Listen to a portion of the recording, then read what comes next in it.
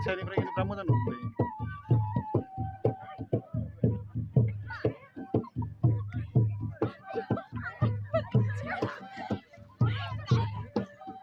खुंगा 27थि बर' साहित्य सभा जोंनि बिश्वनाथ डिस्ट्रिक्टआव जानो थांगासिनो दं आरोना गाइस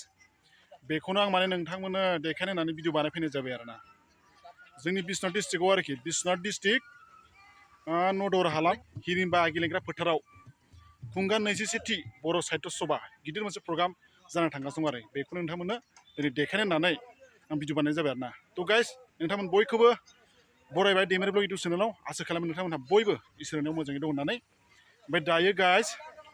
पेन्डेल लुनाय खामानिफोर सोलिगासिनो दं आरोना नै पेन्डेल लुनाय खामानि सोलिगासिनो दङ माने खामानियाथ' दंबावो एसे माने खामानिया पेन्डेल लुनाय सोलिगासिनो दङ ओमफ्राय नै ओरैजायबो पेन्डेल लुनाय सोलिगासिनो दङ ओमफ्राय बिदिनो ओरै गेट बानायनाय खामानि सोलिगासिनो दङ ओमफ्राय सारमोना माखासे गथ'फोरखौ मोसानाय फोरोंगासिनो दङ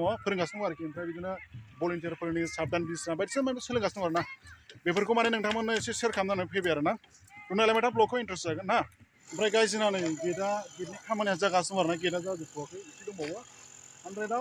80% खामानिया जाबाय आरो एसे दंबावो नै गेटखौ खिन्थु बिराद मोजां बानायदों आरोना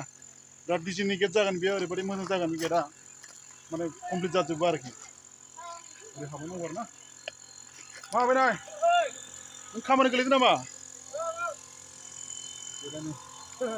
ओरै रं लगायगासिनो माने बेखौ माथो सार मोजां दे सार लोगो दोलै गेट बानायनाय खामानिया सोलिगासिनो आरोना गाइसनिफ्राय जोंना नै जेबो देखायबा खस्थ' मोनबाय माथो नोंसोरो रं बानायो रं फुनगासिनो मानसिफ्रा दे एसे खस्थ' खालामनानै मावदो ओमफ्राय मोजां दा गासिबो एसे फोरमायलायदो फैबाय थानाय जानुवारि 27-28-29आव नदर बुरि बर' थुनलाइ आफादनि सनाथि मायथाइ बे फालिथायनि दा बे हाबाफारिफ्रा सोलिगासिनो दं आरो आरो बयबो फै लैहोर लैहोर गाजा गोमजा खालामफै ना मा होनो बेखौ खावलायनाय थाबाय आरोना ओरै सारबो दं मोजां दा सार मोजां दा एसे शेयार खालामनो होनना फैबाय आरो माने खामानिफ्रा बेसेबां आगबारिखौ बोरै बोरै जादों मा खामानि मावगासिनो दं बेखौ एसे एडभान्स माने देखायनो फैबाय आरो जाहाथे बयबो मिथियो अमुक जायगायाव ओरैबायदि जादों जाहाथे बयबो फैनो गोसो जायो नैबेखौ माने साननानै आं माने एसे एडभान्स भिडिअ लाफैनाय जाबाय आवगायगासिनो सार एसे माबा फोरमायनो दिनै दा जोंहा फैगौ 27-28-29 जानुवारि खालि गल्डेन जुबलि नदर प्राइमारि खुंनो लागासिनो दङ बेवहाय माखासे खामानिफोरखौ मावगासिनो दं दा बेयाव गोबां मावबावनो खामानि बाखि दंबावो बेखायनो जाय मावथि बिथांमोनखौ बिथांनि मा सोलोंदोंमोन दैमारि ब्लकनि गेजेरजों आं फोरमायहोनो लुबैदों जे नदर हालामाव थानाय गासै बिबानगिरि नोंथांमोना जाहाथे बे खामानियाव बयबो लैहोर फैना बाहागो लाफैयो आरो जेब्ला जायो जोंहा मोनसे जोबोद मोजां मोनसे हाबाफारि लादों 28 जानुवारि खालि बेवहाय सोलोंथाइनि सायाव आबादनि सायाव मोनसे सावरायलायनाय दङ बेवहाय जोङो गाहाय आलासि हिसाबै लेंहरनाय जादों क'क्राझार BEd कलेजनि प्रिन्सिपाल डक्टर अजित बर'खौ लेंहरनाय जादों बेवहाय गासै गुदि फरायसालिनिफ्राय लानानै गुदि गेजेर गोजौ कलेज थाखोनि जेसेबां फरायसुला फरायसुलि दं फैनानै नैबे मेहेरगोनां हाबाफारियाव फैनानै बाहागो लाफैनो खावलायहरबाय आरो नदर हालामनि गासै रायजो राजाफोरखौबो नैबे जानो गोनां जिथु मेहेरगोनां मोनसे हाबाफारि बे हाबाफारियाव गासैबो फैनानै लैहोर फैनानै बेवहाय बाहागो लाफैनो थाखाय आं खावलायहरनाय जाबाय गोजोननाय थाबाय सार थेंक इउ बयखौबो थेंक इउ ओरैहाय मोसानायफोर सोलोंगासिनो आरोना गाइस दायो सारमोनहा बिराद खस्थ' खालामगासिनो फोरोंगासिनो आरोखि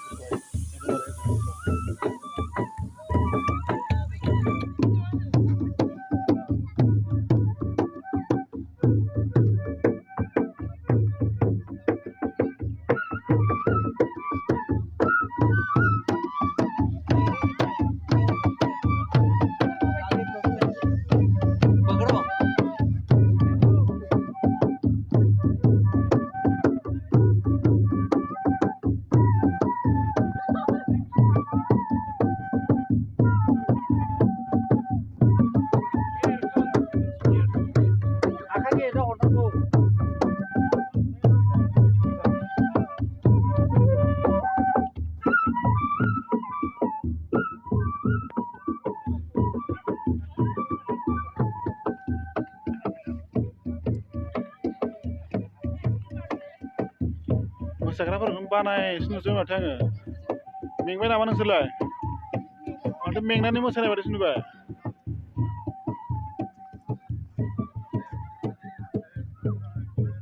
माने मोसानो सोलोंगासिनो दं आरोना गाइस बे प्रग्रामावहाय जोंना जारौमोन नानिमोन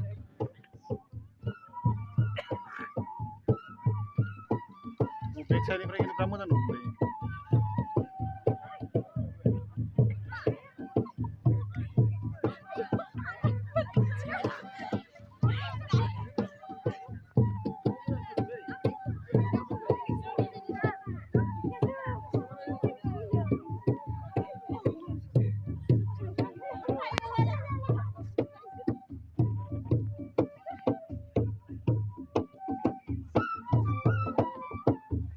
मोजां ना सार एखे मोजां बरिया दे नै गल्डेन जुबलिनि नांथाबगासिनो दङ नांथाबगासिनो खस्थ' खालामगासिनो सोरबा खस्थ'आथ' मोनदों बहुद खस्थ' मोनबाय माने मा जादों समा सुंथाब जाबाय जोंना बेयावनो एसे हाखु दाखु जानांबाय आरो खस्थ' मोनबाय आरो ना खस्थ' मोनबाय एखे सान हर मावबाय थानांदों गथ'फ्राबो जिराय मोनाखै बेबायदि जादों आरो गोजोननाय थाबाय सार दे थेंक इउ दे मोजां खालाम बयबो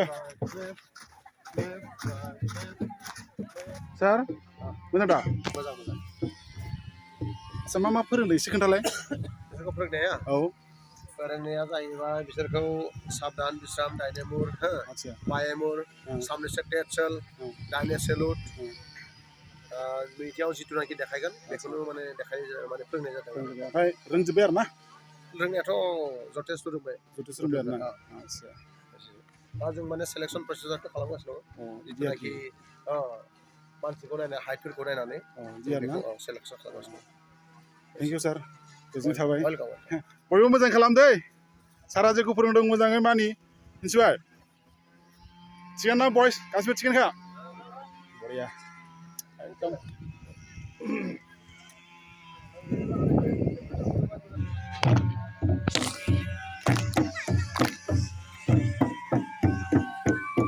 बागुरुम्बा मोसानाय सोलोंगासिनो दं आरोना गाइस जोंना नै जारौमोना नानिमोना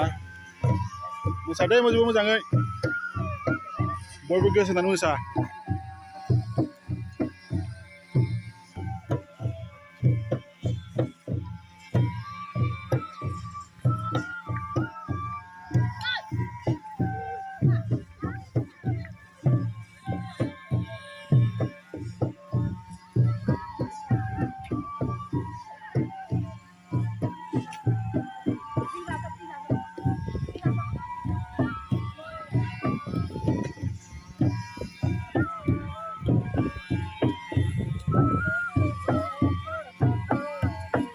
मोजां ना सार दे गोजोननाय थाबाय थेंक इउ